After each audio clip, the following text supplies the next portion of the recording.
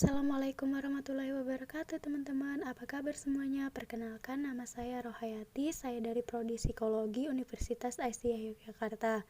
Baiklah teman-teman, sebelum menonton video kali ini jangan lupa untuk klik tombol subscribe-nya ya. Oke. Baiklah teman-teman, pada video kali ini saya akan menjelaskan tentang fikih kebencanaan, perawatan jenazah korban COVID-19, memandikannya dan menguburkannya sesuai dengan syariat Islam, berdasarkan fatwa MUI dan fatwa Majelis Tarjih PP Muhammadiyah. Adanya fenomena virus COVID-19 yang sedang melanda Indonesia saat ini, Muhammadiyah sebagai gerakan sosial kemasyarakatan yang juga termasuk bagian dari Ibu Pertiwi Indonesia, harus mengambil sikap dan berperan aktif untuk mencerahkan dan meneduhkan umat dan bangsa di tengah banyak bencana yang kian akrab menyapa. Bukan hanya melalui tindakan sigap bencana yang dilakukan oleh Muhammadiyah Disaster Management Center, MDMC, Muhammadiyah juga menggagas panduan praktis menyikapi bencana yang sesuai dengan agama Islam. Dalam fikih kebencanaan, sekurangnya terdapat 10 istilah yang mengarah pada makna bencana di dalam Al-Quran. Pertama, musibah yang berasal dari kata asaba yang artinya sesuatu yang menimpa kita. Istilah ini mengacu kepada sesuatu yang netral, tidak berkonotasi positif dan negatif. Terdapat dalam salah satu surah yaitu Quran Surah Al-Hadid ayat 22-23. Namun dalam pemaknanya, ke dalam bahasa Indonesia kata ini sering dinisbatkan kepada suatu yang negatif. Kedua, bala. Kata ini dalam pandangan manusia, kata ini cenderung dimaknai sebagai suatu yang buruk atau lazim. Dikenal sebagai musibah dengan konotasi negatif. Padahal, ketika merujuk kepada Al-Quran, kata bala lebih bermakna kepada cobaan untuk memperteguh iman. Dapat dilihat dalam Quran Surah Al-A'raf ayat 168. Ketiga, fitnah, yang dalam bahasa Indonesia maknanya sangat tidak sesuai dengan makna asal di bahasa Arab. Fitnah dalam Al-Quran memiliki banyak makna, seperti kemusyrikan, cobaan dan ujian, kebinasaan atau kematian, siksaan atau azab, dan lainnya. Seperti peristiwa yang dilabeli dengan kata fitnah mengacu kepada peristiwa sosial, bukan peristiwa alam. Keempat, azab, yang memiliki arti variatis sesuai dengan konteksnya.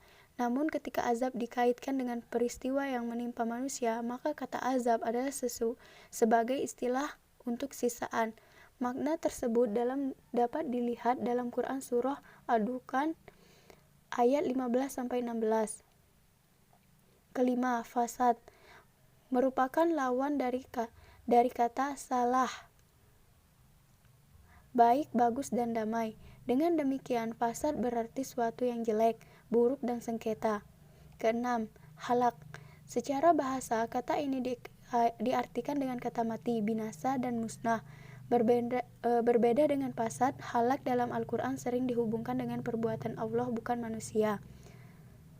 Ketujuh adalah tadmir. Tadmir sendiri berasal dari kata damara, yang artinya menghancurkan, sehingga kata tadmir bisa diartikan sebagai kehancuran. Kedelapan, tamzik. Istilah ini searti dengan kata tadmir. Kesembilan adalah iqob. Istilah ini merujuk kepada kejadian yang akan didatangkan Allah kepada manusia yang mengingkari Allah dan Rasulullah.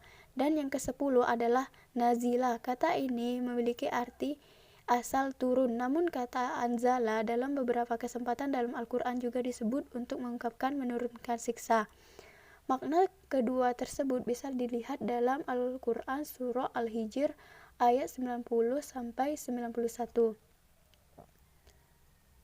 Maka penting untuk memahami istilah yang merujuk kepada pemaknaan bencana dalam Al-Quran, sehingga memahami bencana bukan hanya sebagai hukuman yang ditimpakan Allah kepada hambanya, sebagai sebuah ganjaran atas perilaku menyimpang yang dilakukan oleh hambanya, melainkan memandang bencana dengan sudut pandang yang lain, sehingga selain mendatangkan kemudaratan, bencana juga bisa dikaji sebagai sebuah diskursus ilmu.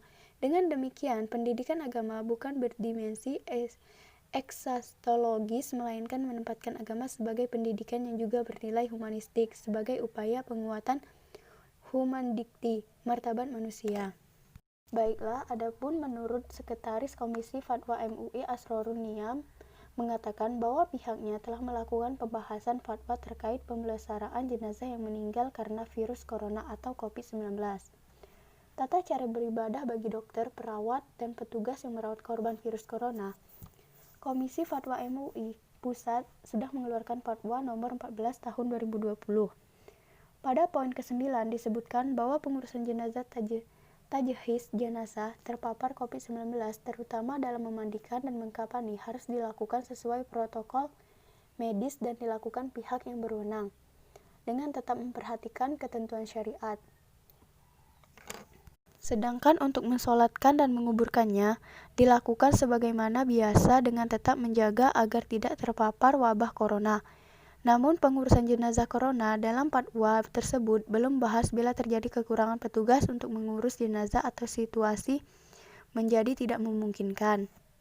Sementara itu, merujuk surat maklumat pimpinan Pusat Muhammadiyah bernomor 02-M-1.0-H-2020 tentang wabah COVID-19 dan nomor 03-1.0-B-2020 tentang penyelenggaraan sholat Jumat dan fardu berjamaah di saat COVID-19 melanda. Disebutkan perawatan jenazah pasien COVID-19 sejak meninggal dunia sampai dikuburkan dilakukan sesuai dengan standar protokol kesehatan yang dikeluarkan oleh pihak berwenang. Fikih kebencanaan yang disusun oleh Majelis Tarjih dan Tajdid MTT PP Muhammadiyah yang merupakan hasil kolaboratif antara fakta realitas kebencanaan yang dalam hal ini MDMC dan teoritis teks keagamaan diwakili oleh MTT. Baiklah, saya akan menjelaskan tentang pedoman memandikan jenazah yang terpapar COVID-19. Memandikan jenazah yang terpapar virus corona mesti mempertimbangkan pendapat ahli terpercaya. Pedoman umumnya adalah memandikan jenazah tanpa membuka pakaian mayit. Namun bila tidak memungkinkan, maka yang dilakukan adalah mentayamumkan. Jika hal tersebut tidak memungkinkan, maka jenazah tidak dimandikan atau ditayamumkan. Adapun tata cara memandikan jenazah terkena virus corona adalah sebagai berikut. 1. Memandikan jenazah tanpa membuka pakaiannya. Kedua, petugas yang memandikan wajib berjenis kelamin yang sama dengan jenazah. 3. Jika tidak ada petugas yang berjenis kelamin sama, maka petugas yang ada tetap memandikan dengan syarat jenazah tetap memakai pakaian. Jika tidak, maka jenazah ditayamumkan. 4. Jika ada najis pada tubuh jenazah, petugas membersihkannya sebelum memandikan. 5. Petugas memandikan jenazah dengan cara mengucurkan air secara merata ke seluruh tubuh. Jika atas pertimbangan ahli terpercaya bahwa jenazah tidak mungkin dimandikan, maka memandikan dapat diganti dengan tayamum sesuai ketentuan syariah. Caranya adalah mengusap wajah dan kedua tangan jenazah dengan debu. Demi perlindungan diri, petugas dapat tetap menggunakan alat pelindung diri APD.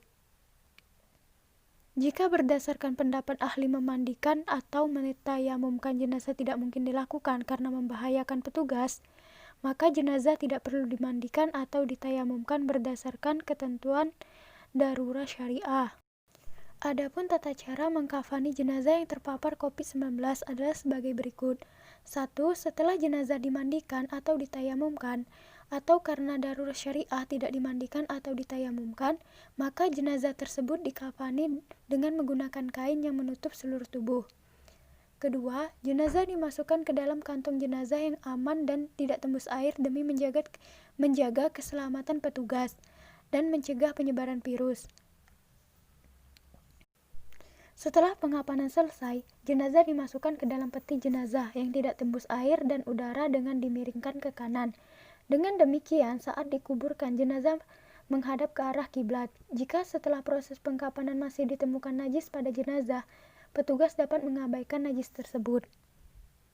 Adapun tata cara sholat jenazah yang terpapar COVID-19 adalah sebagai berikut. 1. Disunahkan menyelenggarakan sholat setelah jenazah dikafani. Sholat jenazah dilakukan di tempat yang aman dari penularan COVID-19.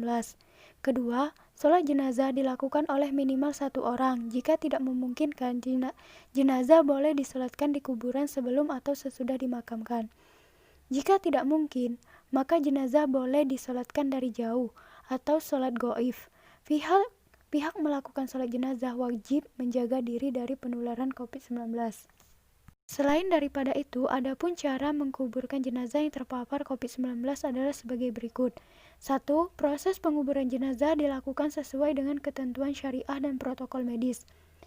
Kedua, proses ini dilakukan dengan cara memasukkan jenazah bersama peti ke dalam liang kubur tanpa harus membuka peti, plastik, dan kafan. Ketiga, penguburan beberapa jenazah dalam satu liang kubur diperbolehkan karena darurat.